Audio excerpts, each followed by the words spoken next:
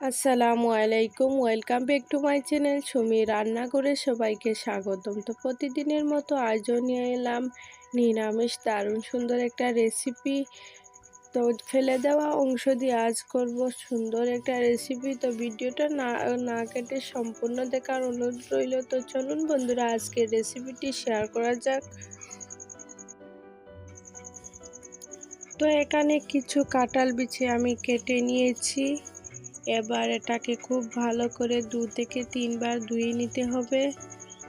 কাঁঠাল বিচির গায়ে কিন্তু অনেকটা কষ থাকে, দেখুন কত পরিমাণে নোংরা জল বের হয়। তো ভালো করে এটাকে 2-3 বার করে ধুয়ে নেব। এবার খুব ভালো করে ধুয়ে এটাকে এক পাত্রের মধ্যে উঠিয়ে নেব। তো এখানে আমি ছোট্ট একটা মিনি পাত্র নিয়ে নিয়েছি, এটার মধ্যে এটা উঠিয়ে নেব।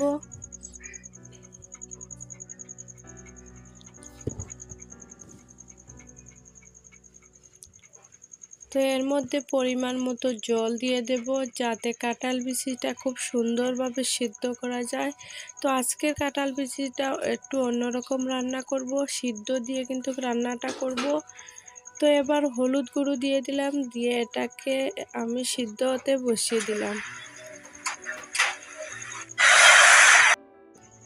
এবার একটা পাত্র বসিয়ে দিলাম গ্যাসের মধ্যে, তার পরিমাণ মতো তেলও দিয়ে দিলাম। এবার দিয়ে দেব সামান্য একটু রসুন কুচি আর দিয়ে দেব পেঁয়াজ কুচি।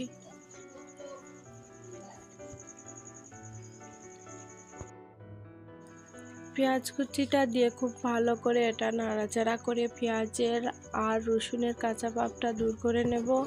যতক্ষণ না পর্যন্ত কাঁচা ভাবটা দূর হয় ততক্ষণ পর্যন্ত একটু নাড়াচাড়া করে নেব। তো তারপর দিয়ে দিব ছোটো চামচের আধা চা চামচের মতো হলুদ গুঁড়ো। তারপরে দিয়ে দেব আমি কাশ্মীরি লাল লঙ্কার গুঁড়ো। তো এখানে ঝাল যার যে স্বাদ অনুযায়ী দিবেন। তো কাঁঠাল বিচিতে এতটা ঝাল কিন্তু ভালো লাগে না, তো আমি আমার পরিমাণ মতো দিয়ে দিয়েছি। এখানে আমি 2 চা চামচের মতো দিয়ে দিয়েছি। তারপর দিয়ে দেব একটু জিরে গুঁড়ো, দিয়ে খুব ভালো করে এটাকে নাড়াচাড়া করে বেশ কিছুক্ষণ রান্না করে নেব।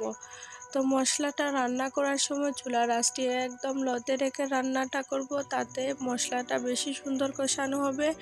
তো এদিকে সিদ্ধ করা কাঁঠাল বিচিটাও অ্যাড করে দিয়ে খুব ভালো করে এটাকে নাড়াচাড়া করে নেব।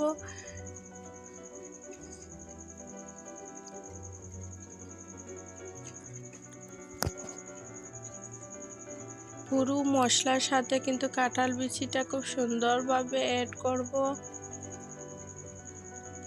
তো দেখুন কত সুন্দরভাবে কিন্তু কাঁঠাল বিচির সঙ্গে মশলাটা একদম মিশানো হয়েছে। এভাবে কিছুক্ষণ আমি নাড়াচাড়া করে রান্না করে নেব। তারপর আমি পরিমাণ মতো সামান্য একটু জল দিয়ে দেব।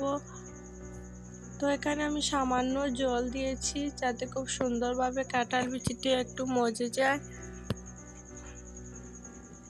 দেখুন কত সুন্দর একটা কালার এসেছে, দারুণ সুন্দর কিন্তু। এবার এটাকে 5 মিনিটের মতো ঢাকনা। তো 5 মিনিট পর ফিরে এলাম। দেখুন জলটা কিন্তু অর্ধেকটা টেনে নিয়েছে, এবার একটু তেল তেল ভাব এসেছে। এবার খুব সুন্দরভাবে এটাকে নাড়াচাড়া করে আলতো হাতে এটাকে কিছু ভাঙা ভাঙা করে নেব। তো এখন যে পর্যায়ে কাঁঠাল বিচিটা আছে সেই পর্যায়ে কিন্তু এক থালা ভাত খেয়ে নিতে পারবেন। অনেক সুন্দর কালার এসেছে, আর যেহেতু এটা সেদ্ধ করা আছে আগে থেকে, তো খুব সুন্দর কিন্তু এটা সিদ্ধ হয়েছে। এবার জলটা অ্যাড করে দেব।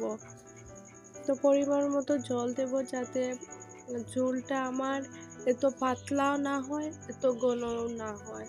তো কাঁঠাল বিচি একটু ঝুলঝুল হলে বেশি ভালো লাগে খেতে। তো একটু নাড়াচাড়া করে জলের পরিমাণটা বুঝে নেব। তারপর এটাকে আরও 5 মিনিটের মতো রান্না করে নেব। তো 5 মিনিট পর ফিরে এলাম। দেখুন রেসিপিটি কতটা সুন্দর হয়েছে, মাশাআল্লাহ।